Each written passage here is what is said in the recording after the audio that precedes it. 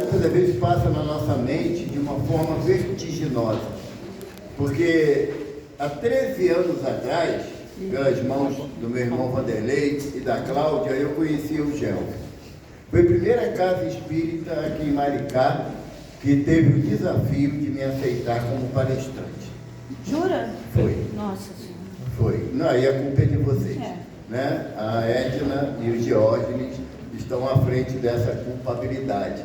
E nós, passa invariavelmente pela nossa mente inúmeros momentos que a gente, eu e minha esposa, nós vivenciamos aqui em Maricá, onde fizemos uma gama enorme de amigos, de irmãos. E eu choro mesmo. Eu choro mesmo. Nessa existência eu vim com a válvula da lágrima destrambelhada, que é uma coisa séria. E aí eu tenho que me segurar para não ficar chorando no meio da palestra. Mas quando eu escuto os meninos cantando, né? Que nessa a Michele que eu amo esse garoto de paixão mesmo. Toda vez que eu venho, eu boto a menina apavorada que eu falo que eu vou botar ela cantando no meu canal, no YouTube. Aí ela fica tremendo e direto, mas vou botar mesmo, vou colocar mesmo, não quer nem saber. Depois você vai lá e bota vai embaixo, tá bom? Mas a música eleva a nossa alma. E à medida que eles iam cantando as músicas que nos trouxeram para a reflexão,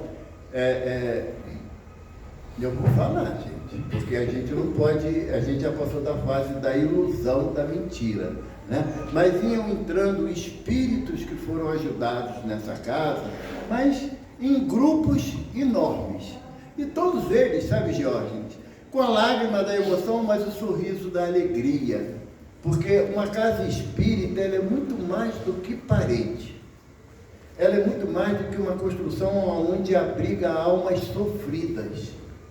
O nosso querido Raul Teixeira tem uma frase que eu concordo plenamente com ele, particularmente comigo, que ele diz que ser espírita, João, não é para quem quer, é para quem aguenta. Porque o campo da facilidade passa longe do espírita, porque ele começa a tomar consciência das suas responsabilidades como espírito reencarnado. E nossa responsabilidade passa bem longe daquilo que eu quero, sabe? Porque em muitas ocasiões eu não queria estar à frente de um grupo fazendo uma palestra, não queria. Eu queria estar em casa vendo o jogo do Flamengo, ou quando, no tempo antigo, né, assistindo novela. Era noveleiro, sabe? Era noveleiro. Hoje eu tenho tempo de ver televisão, graças a Deus. Graças a Deus. Então a tarefa numa casa espírita, ela sempre vem recheada de oportunidades. Eu fico triste quando alguém fala assim para mim, não, eu estou na casa espírita, agora eu estou cheio de tarefa, cheio de responsabilidade. Não, você está cheio de possibilidades, de oportunidades. Porque lá no livro Emmanuel, foi a primeira obra que o benfeitor Emmanuel ditou através da mediunidade de Chico Xavier. O livro leva o seu nome, Emmanuel. E lá no item, se eu não me engano, 88, Emmanuel diz que o médium, ele está longe de ser um missionário, é antes um espírito falido, recalcitrante no erro, e a bondade infinita de Deus faculta a mediunidade para amenizar as suas dores da alma. E muitas das vezes na casa espírita nós olhamos para aqueles que chegam na nossa casa como assistidos. Ô ilusão, ô ilusão. Certa vez um benfeitor comentando conosco a parábola dos talentos, e ele se ateve naquele irmão que teve um único talento e enterrou. E ele disse que esse que enterrou o talento fomos nós, hoje os espíritas. E hoje nós ansiamos de colocar esse único talento na mão dos banqueiros, para que rendesse alguns juros, como está na parábola. E quem são os banqueiros que nos propiciarão os juros que tanto necessitamos para o único talento? Aqueles de quem nós nos fizermos próximos. Independente daquele que chega na casa com alguma necessidade, ou daquele que está sentado ao meu lado numa tarefa dentro da casa. Um é banqueiro do outro, um é responsável de propiciar os juros da boa vontade. E olha que maravilha, que nós já temos essa oportunidade desse entendimento. Então, o que nós devemos fazer com o nosso único talento? E muitas das vezes, como no meu caso, um talento bem mirradinho, porque só se confia grandes tarefas a grandes generais, não é assim que o benfeitor fala no livro no Evangelho para nós? Então, cada um de nós tem o seu talento. Não desperdice, muito menos menospreze. Ah, mas eu vou para a casa espírita, eu não sinto nada, eu não vejo nada, eu não escuto nada. Doce ilusão, né, Beatriz? Doce ilusão. Porque todos nós somos tocados na nossa alma. E a nossa possibilidade de intercâmbio com o plano espiritual está associada invariavelmente a uma única mediunidade. E a principal de todas, a boa vontade. Se você vem munido de boa vontade, você não sabe o que significa ser um médium da limpeza lavando o banheiro. A maravilha que você encontra lá de espírito te ajudando, falando, não, é isso mesmo, agora bota um cheirinho para ficar gostoso quando alguém entrar aqui. A mediunidade, ela se estabelece em vários aspectos, e não simplesmente dar tremelique de olho fechado e falar estranho. Essa é a menor parte necessária. A maior e a mais útil é a mediunidade da boa vontade. E todos nós podemos estar associados a esse sentimento. E a casa espírita, quando ela completa aniversário, é evidente que a nossa percepção de festa ainda é muito limitada em relação àquilo que a espiritualidade propõe. A festa da espiritualidade é quando nós conseguimos nos reunir para ouvir falar de Jesus. Sabe? É um momento que transcende a nossa percepção, porque é que fosse como se estivéssemos novamente naquelas catacumbas da Roma antiga, aonde os cristãos se uniam e em som abafado cantavam louvores ao amor do Cristo, como a gente canta aqui. Hoje não temos mais a necessidade de ficar na obscuridade. Podemos de peito aberto nos colocar na condição de cristão. Porque a finalidade da doutrina espírita é reaproximar o cristianismo da sua forma nascente, na sua simplicidade, sem querer trazer pontos de transcendente explicações filosóficas, científicas. Não, é de simplicidade, é pegar pela mão, é como os jovens cantaram, de pegar pela mão, de dar teu carinho, de ser sincero um com o outro. A sinceridade que faz crescer, não aquela sinceridade que magoa. Essa não, essa daí nós devemos ir nos afastando dela gradativamente. Porque a proposta do Evangelho de Jesus, ele diz aos discípulos, os meus discípulos serão reconhecidos por muito se amar. Só os espíritos responderam. Os meus discípulos serão reconhecidos por muito se amar. E amar não é fácil.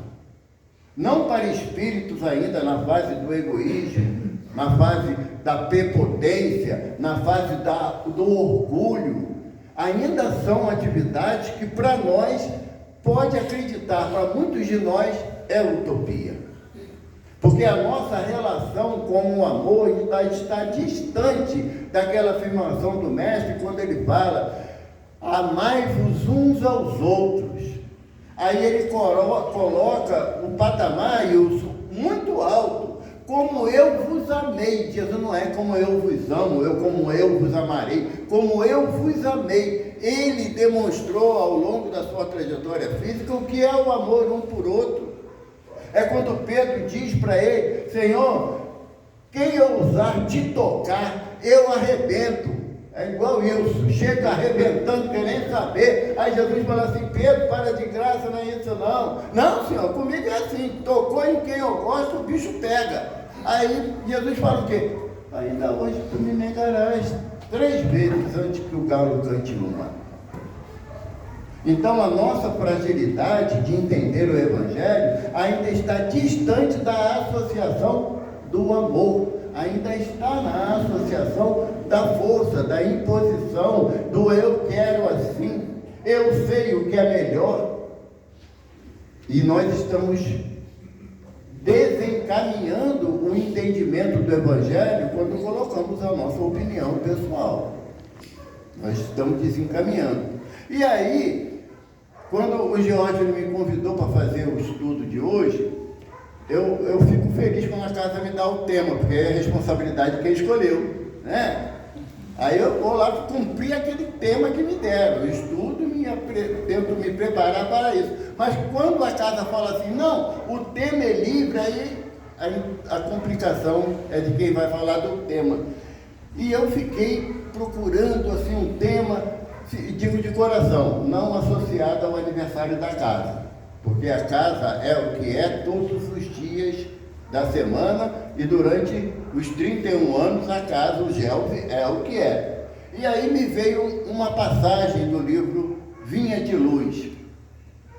E eu falei, bom, se veio é para a gente falar, né, Lu? Não é para a gente correr.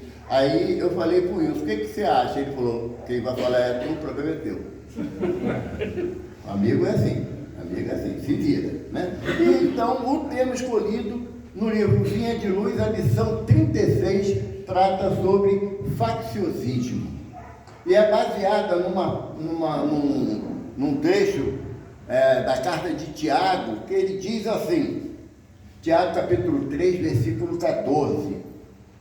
Mas se tendes amarga inveja e sentimento faccioso em vosso coração, não vos glorieis nem mintais contra a verdade. No versículo 13 da carta de Paulo, de Tiago, ele coloca assim, no versículo 13: dentre vós é sábio e é entendido? Mostre pelo seu bom trato as suas obras em mansidão de sabedoria. Mas se tendes amarga inveja e sentimento de faccioso em vosso coração, não vos glorieis nem mintais com a verdade. Tiago chama a atenção de forma dura a todos nós que queremos fazer valer a nossa vontade. Qual a vontade que deveria prevalecer dentro das casas espíritas? Uma única vontade, que é do Divino Mestre Jesus. Todo aquele que deseja suplantar a vontade de todos, subjugando-a à sua vontade, ele não atua como um trabalhador da seara de Jesus. Antes, eu gosto de falar isso, que o pessoal fica com a orelha em pé, antes se torna um Satanás. Satanás? Satanás é o primo do diabo, aquela doutrina dinâmica, que não existem como figura única, e a doutrina, graças a Deus, nos esclareceu quanto a isso. Não existe a figura de Satanás ou a figura de diabo. Satanás simboliza lá no hebraico antigo aquele que se opõe. E aí? Quantas vezes já fomos? Hoje de manhã eu fui. Aquele que se opõe a uma proposta de verdade, ele se torna Satanás, não como simbologia do mal, mas como oposição. Diabo vem da palavra diabolo, do grego diabolo, daimon, um demônio criado à imagem do ser perverso. Sabe quem criou o demônio? Os cristãos. Porque ele não consta na Bíblia ou no Evangelho de Jesus como figura única de ação do mal, mas todo aquele que se opõe à verdade que Jesus nos traz. Então, quando eu desejo impor a minha vontade sobre um grupo de pessoas, eu estou sendo faccioso, eu estou criando uma facção dentro da casa espírita. E criar uma facção dentro da casa espírita significa o quê? Cirilo e Luciana, eu gosto do Cirilo, então se ele não gosta da Luciana, eu também não gosto da Luciana. Mas o que ela te fez? Não, eu só não gosto dela porque ela não gosta do Cirilo. Só isso. É a prática inconsciente do partidarismo. A doutrina nos esclarece que, lá em Conduta Espírita, André Luiz nos fala sobre a possibilidade de nós não nos partidarizarmos dentro das instituições espíritas. Eu tenho o direito de ter meu pensamento em relação a qualquer um dos assuntos que eu estou relacionando na minha existência atual, mas eu não tenho o direito de querer me opor ou me associar a alguém por concordar ou discordar da minha ideia, não dentro da casa espírita. Não tem cabimento isso. Dentro da casa espírita, serem desse ou daquele partido, desse ou daquele grupo, desse ou daquele time, não é a proposta da espiritualidade, porque afinal de contas, eu vou repetir, os meus discípulos serão reconhecidos por muitos se amarem. E quem ama não se torna opositor. Ele entende o direito do outro de não pensar igual. E afinal de contas, esse direito é inalienável a cada um de nós.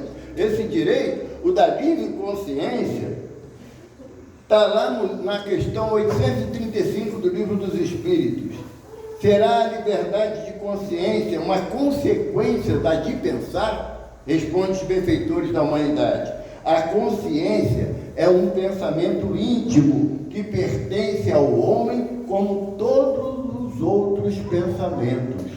Quando eu quero impor a minha vontade sobre alguém dentro de uma instituição, Emmanuel chama no livro Consolador de Grêmio Espírita Cristão.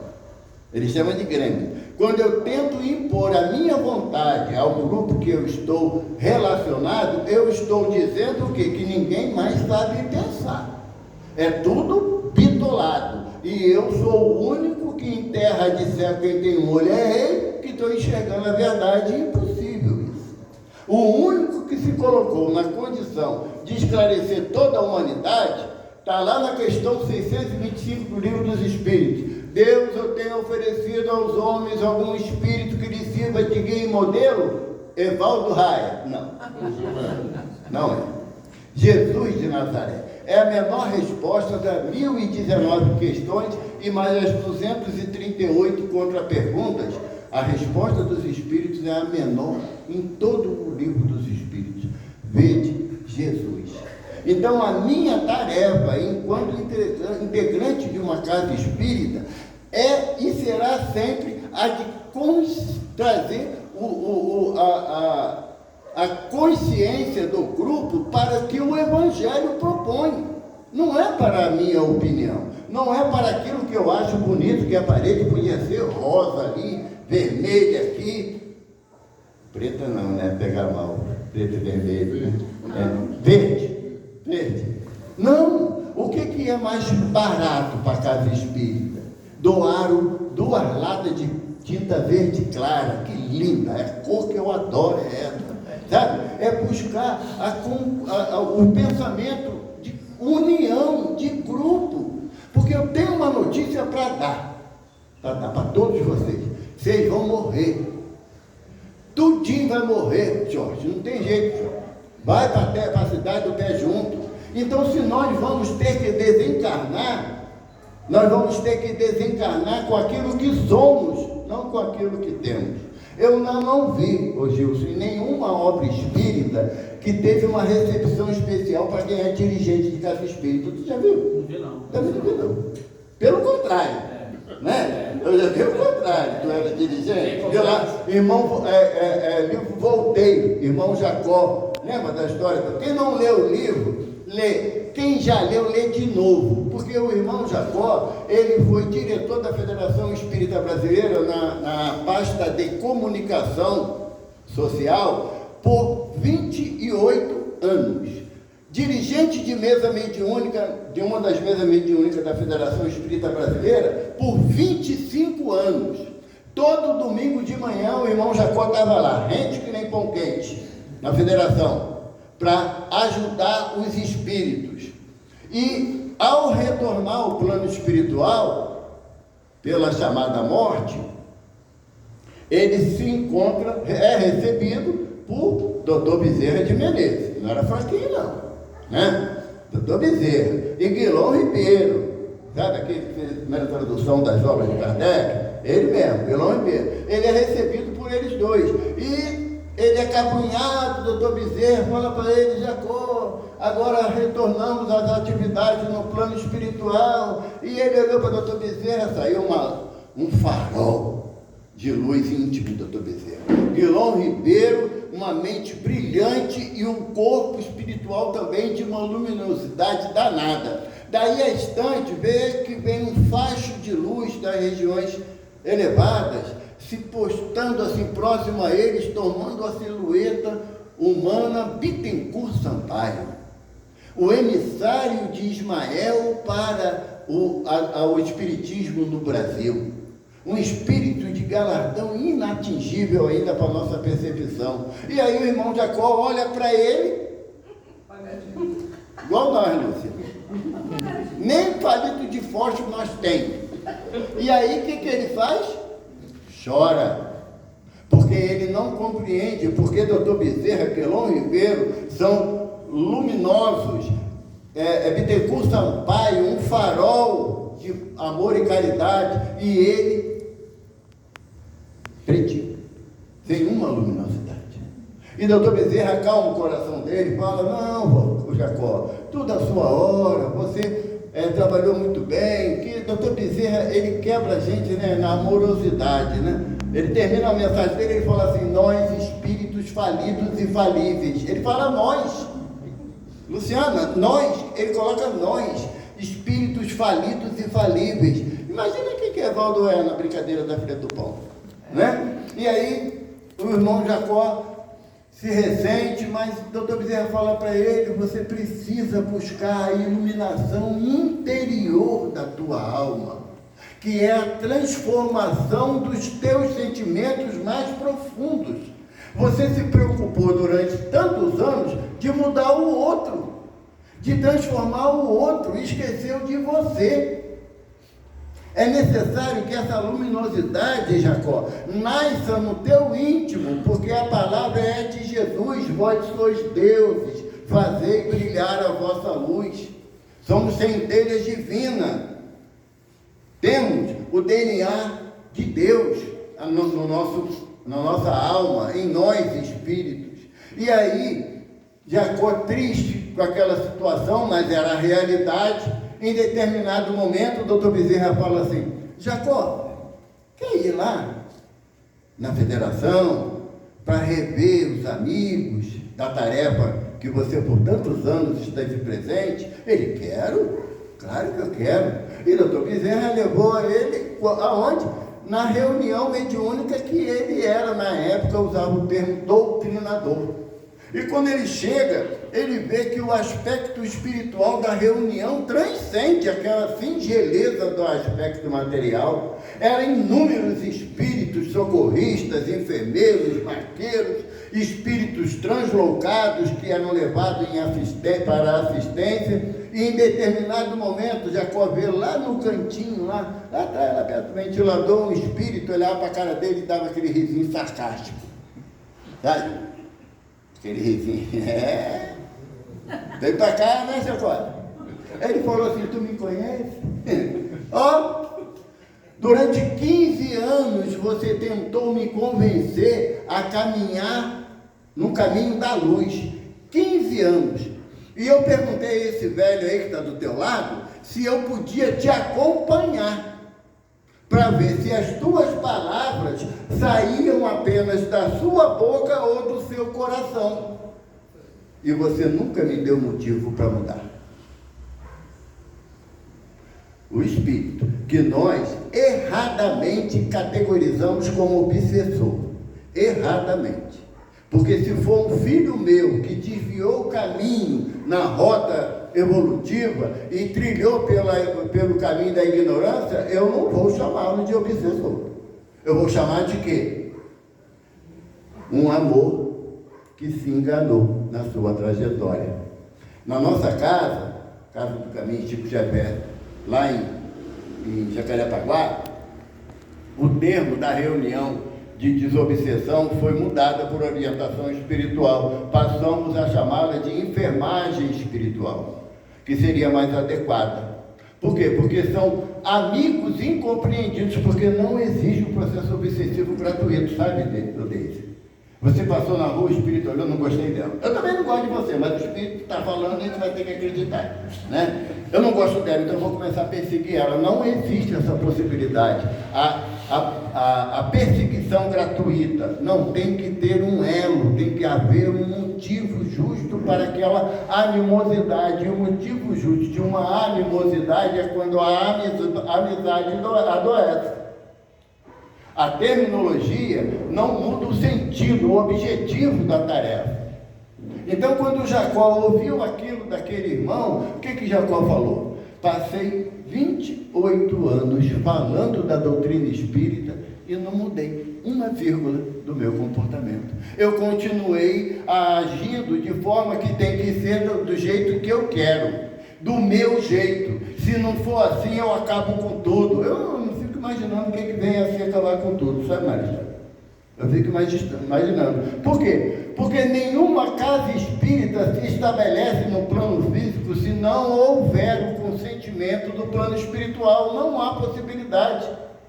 Há algum tempo atrás, eu falei com um amigo, simbolizando metaforicamente, que uma casa espírita ela é semelhante a um castelo. E o castelo, para ele começar a ser erguido, ele precisa, em primeiro lugar, vamos lembrar da tempo lá, Sérgio, que a gente lá na era medieval, que a gente achava que era dono de tudo, lembra, Sérgio? A primeira coisa para criar um castelo, você precisava de um fosso ao entorno do castelo para impedir que tanto o oponente como feras pudessem ultrapassar e atacar os trabalhadores que estivessem na construção. Não é estratégia isso? Não é?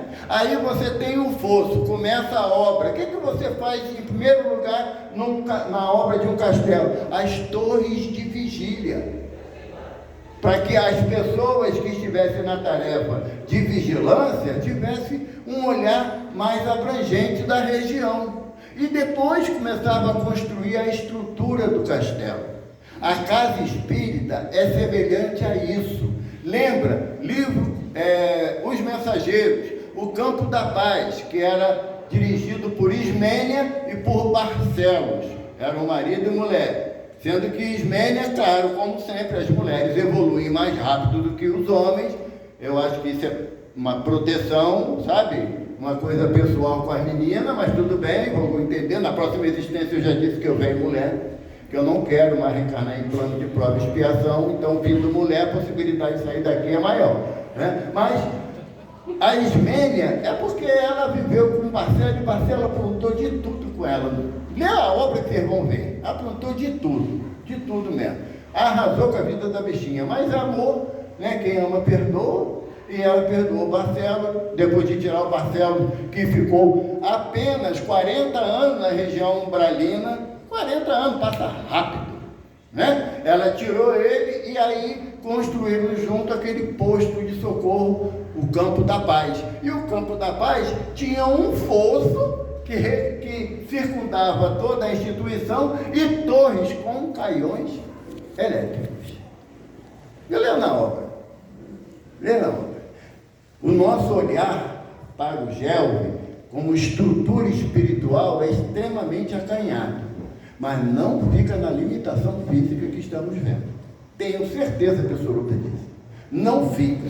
Além desse espaço físico, quando eu cheguei aqui no GELV, né, Michele, era só lá embaixo, não tinha sido andar aqui não. E tinha uma pilastra no meio do salão, a gente fazia falando.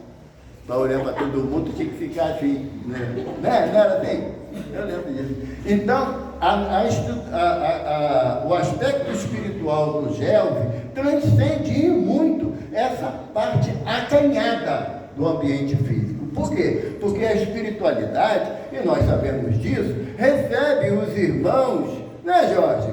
Lá daqueles cantinhos mais obscuros, que ainda inconsciente da verdade do amor do Cristo, se colocam nas condições de opositores de Jesus. E nós, como trabalhadores aqui, não podemos ficar nos atendo, sabe, a picuinhas. A picuinhas. E às vezes a gente discute, porque aquele lá tem mais mosquito que esse. Por que aquele lá tem mais mosquito? Meu sangue é ruim? Aí os mosquitos gostam, sabe? A gente perde tempo em determinadas colocações que a gente esquece que o propósito da casa é servir a Jesus. Não é servir aos nossos interesses, às nossas proposições, os nossos quereres. Não é. Doutor Bezerra, já que citamos ele, né, e sentimos a presença dos seus trabalhadores aqui, o doutor Bezerra, em 1889, o Marechal Everton de Castro virou para ele e falou assim: Bezerra, é necessário que você assuma a federação. Aí o doutor Bezerra falou: estou fora. É encrenca demais. Tem muitos grupos separados. Acho que o doutor Bezerra estava fazendo uma profecia, né? Tem muitos grupos separados dentro da federação. Um quer isso, um quer aquilo, mas ninguém quer o Evangelho de Jesus. E o Marechal falou para ele: é imperioso que você assuma para que a federação não se desmantele. Porque à época, doutor Bezerra, tinha aqueles grupos que só queriam saber de a parte científica da doutrina, ou só a parte filosófica da doutrina. E se você ler lá no livro Brasil, Coração do Mundo, Pátria do Evangelho, vai ver que quando Ismael convida Zaqueu para reencarnar e reencarnar aqui no Brasil, tinha a missão de quê? Trazer o Evangelho de Jesus para as lidas espíritas. Doutor Bezerra reencarna em 1831. Essa reunião foi em torno de 1799. E ele é convidado para encarnar aqui no Brasil para trazer o Evangelho. Aí o que o doutor Bezerra fala nesse momento para o Marechal Everton de Castro? Eu assumo, desde que seja imperioso o estudo do Evangelho segundo o Espiritismo, na casa máter do Espiritismo no Brasil. E o Marechal falou: concordo. Então, a finalidade da casa espírita é estudar e aplicar o Evangelho. Não é a minha opinião, não é o que eu gosto, não é o que eu acho. O termo mais complicado para a casa espírita é eu acho que assim é melhor. O teorema de Chutágoras não se aplica numa casa espírita. Chutágoras. Que a gente adora chutar tudo quanto é teoria que a gente acha que é legal. Mas o que o Evangelho me propõe? Qual é a base que eu vou usar numa casa espírita que não seja o Evangelho de Jesus, que me dá solidificação na minha vontade para o bem? Jesus fala assim: se teu irmão te injuria, te calunia, deseja o seu mal, o que Jesus manda fazer? Ora a Deus por ele. Bateu, levou. Não leva o desaforo para casa, está pensando que eu sou algum mané? Vai ser mané. Se você quiser aplicar o Evangelho de Jesus na tua vida, tu vai levar muito desaforo para casa. Você vai ser muito mané nas tuas proposições, sabe por quê? Porque a vontade que tem que imperar na casa espírita, e é uma vontade por proposta e não por imposição, é o amai-vos uns aos outros, como eu vos amei. A proposta, gente, não é do Evaldo, é de Jesus. É fácil de seguir? Claro que não. Se fosse fácil, a gente já estava em mundo superior. Não é fácil, mas é possível. É plenamente possível. Quando tem um benfeitor lá na nossa casa, quando alguém fala assim: olha só, Evaldo, você tem que amar o Wilson. Mas é difícil. Aí o benfeitor, sabe o que ele falou? Só é difícil para quem é preguiçoso. Porque diante da proposta do senhor Allan Kardec e da proposta de Jesus, eles nos propõem o que é possível, não aquilo que é de fácil realização. Por exemplo, amar o João não é fácil, mas a Patrícia ama. Vai para o céu, vai. O benfeitor falou que a Ivana é santa. Eu concordo com ele, porque tem horas que o Evaldo não é fácil. Mas a proposta, gente, dentro de uma casa espírita, não é você criar partição, sabe? Não, eu penso assim, quem está junto comigo, não. Se eu penso assim e quero adeptos para a minha ideia, eu já estou dividindo a casa espírita. E essa divisão, creio, nos custará caro. Caro. Porque, com as graças de Deus, a estrutura sólida de uma casa espírita não se baseia na opinião das pessoas. Não se baseia. Tem muitas casas espíritas, e eu falo isso com certa tranquilidade. A pandemia, ela foi um divisor de águas na vontade de muita gente. E muita casa espírita, tem uma casa espírita lá no Rio, que ela tinha, olha só, presta atenção no número que eu vou dar, de trabalhadores voluntários. Sabe quanto tinham cadastrado na casa? 2.100. 2.100 pessoas eram trabalhadores voluntários, cadastrados, com termo de voluntário e tudo. A atividade na casa é uma coisa febriçante mesmo. Veio a pandemia, fechou, interrompeu as tarefas. Quando voltou em 2022, sabe quantos trabalhadores se apresentaram para a tarefa? 1.000. Não é que uma casa que tinha 2.100 pessoas trabalhando vai conseguir realizar com a mesma possibilidade com a metade de trabalhadores. Mas a casa está lá, linda e formosa. As pessoas se desdobrando na tarefa. Agora, se eu falo que na casa espírita, se eu não posso fazer o que eu quero fazer, eu não faço nada. Eu estou sendo o quê? Trabalhador da seara ou opositor da proposta da seara do mestre? A decisão é minha. A decisão é minha. Eu estou falando para vocês que eu vivencio, Evaldo, comigo. Na minha casa espírita, eu tenho muita dificuldade de aceitar determinadas opiniões, mas eu não estou ali para ser agradado. Eu estou ali para cumprir a tarefa que me foi solicitada. E enquanto eu não permitir que o Evangelho, tem um ditado popular que fala que água mole e pedra dura tanto bate até que fura. E uma benfeitora, ela veio nos trazer uma outra leitura, o Maristela, desse ditado, que achei lindo. Ela diz assim, que as gotículas de amor de Jesus, caindo permanentemente na dureza dos nossos corações, possa fazer um côncavo aonde essas gotículas se apliquem. Porque só a vontade nossa de servir a Jesus é suficiente para vencer a nós mesmos. Não é vencer o outro. A gente não pode estar dentro de uma casa espírita e identificar alguém como um opositor. Não tem cabimento isso à luz do Evangelho. Ou nós estamos seguindo teorias pessoais, ou estamos seguindo aquilo que a proposta do Evangelho nos traz. Paulo de Tarso, sempre ele, lá na primeira carta aos Coríntios, capítulo 3, ele diz assim, e eu, irmãos, não vos pude falar como a espirituais, mas como a carnais, como a meninos em Cristo.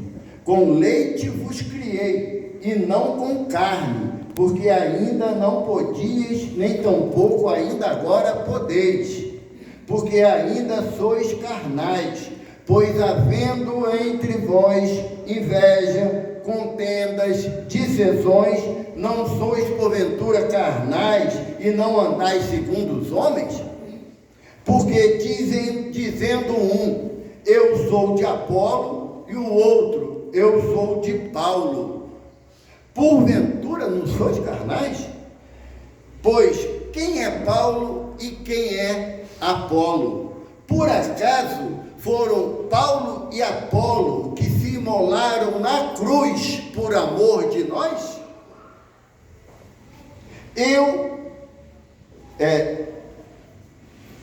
Quem é Paulo e quem é Apolo, senão ministro dos quais crestes e conforme o que o Senhor deu a cada um. Aí ele vem e traz uma frase muito conhecida. Eu plantei, Apolo regou, mas Deus deu o crescimento.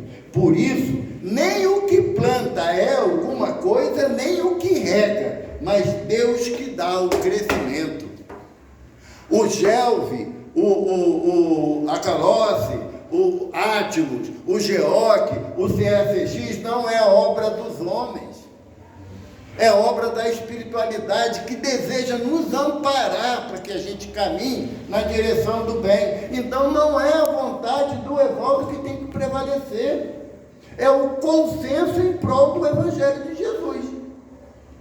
Porque quando os discípulos, Jesus fala, na última ceia, eis que é chegado o momento do Filho do Homem ser entregue na mão dos judeus, que farão dele o que bem entende e o matarão. Jesus sai, vai conversar com as mulheres que estavam mais afastadas e começou o burburinho. Quem aqui vai ficar no lugar do mestre quando ele se for? Aí Tiago falou, Tiago maior, ninguém aqui conhece melhor a Torá do que eu. É claro que sou eu que vou ficar.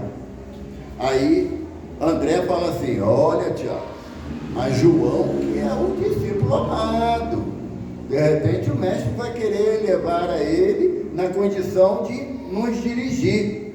Aí Pedro deu um cascudo e André falou, tá maluco? João é um fedelho, rapaz. Tá vendo que eu sou o mais velho aqui, eu é que tenho que dominar a parada toda? Eu é que vou mandar em todo mundo?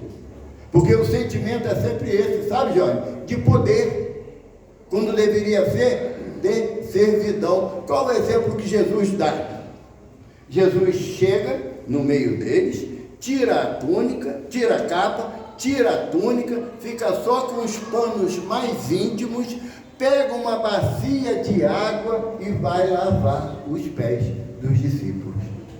Olha a simbologia que o mestre usou. Numa casa que tinha escravos, os escravos mais bem dotados intelectualmente, eles iam ser professores dos filhos do Senhor.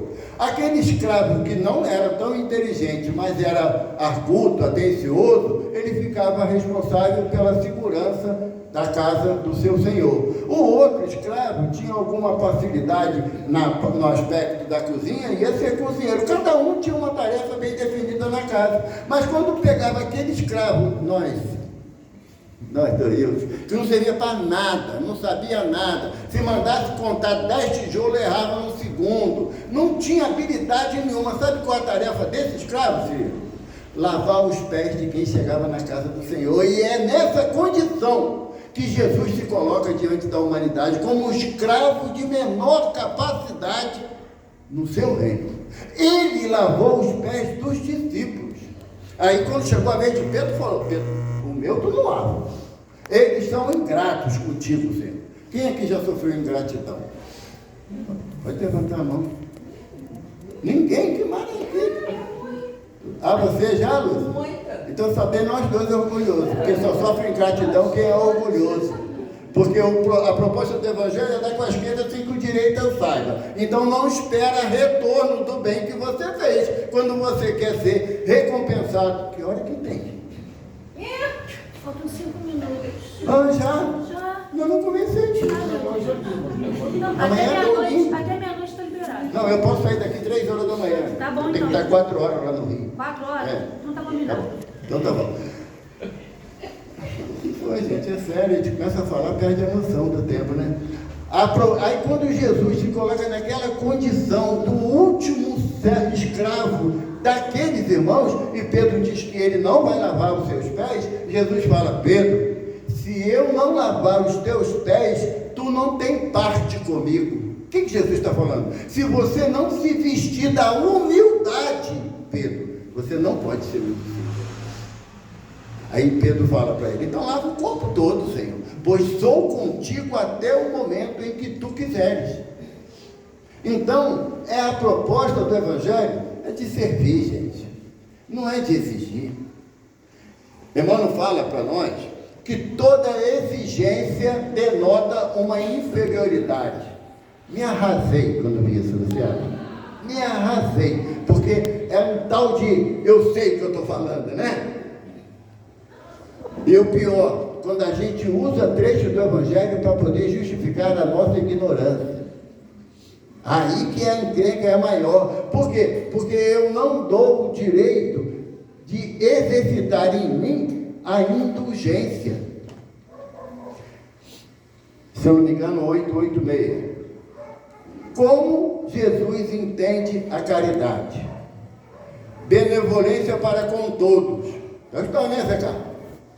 Está lá atrás escondido, mas está escrito: benevolência para com todos, indulgência para o erro do semelhante e perdão incondicional.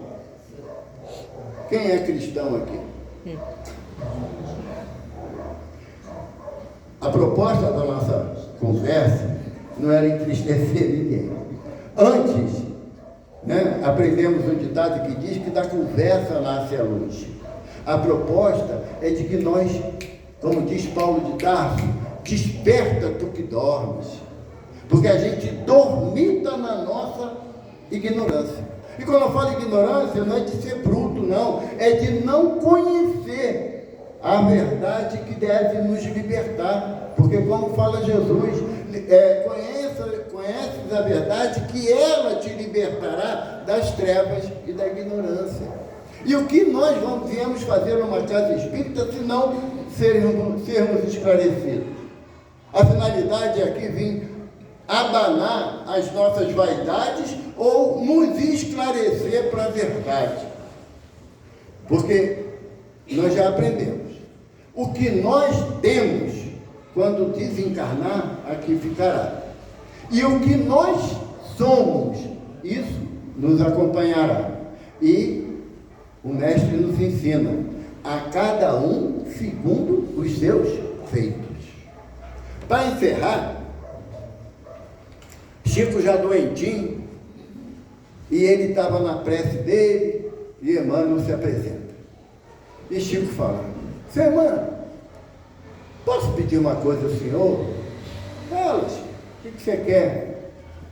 Quando eu morrer, o senhor pode me esperar na espiritualidade?